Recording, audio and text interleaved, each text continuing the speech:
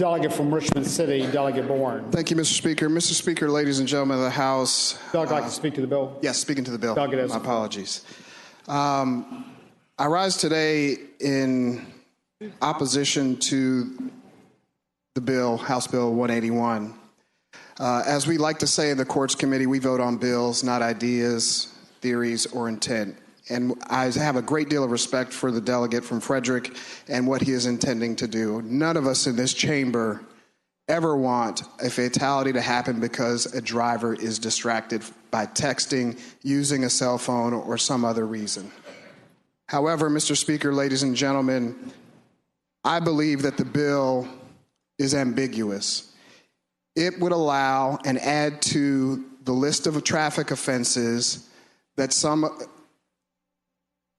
are pulled over for in a pretextual way. And those pretextual stops are disproportionately affecting men and women of color, drivers in and around the Commonwealth and across this country whose skin is a little darker than others.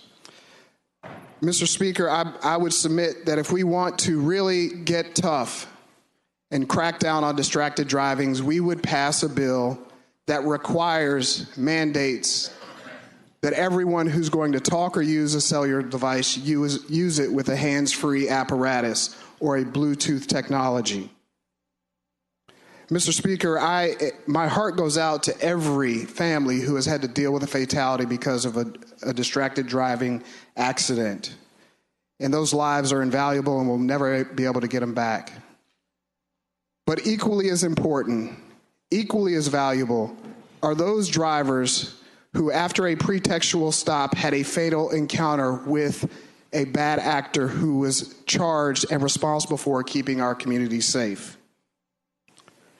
Mr. Speaker, ladies and gentlemen of the House, we all know the statistics, although the data is not very good.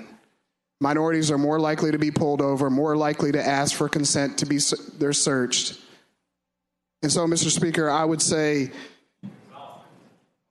many issues that we deal with are not black and white, but equal, fair, and consistent application of the law may be one of those that unfortunately still is.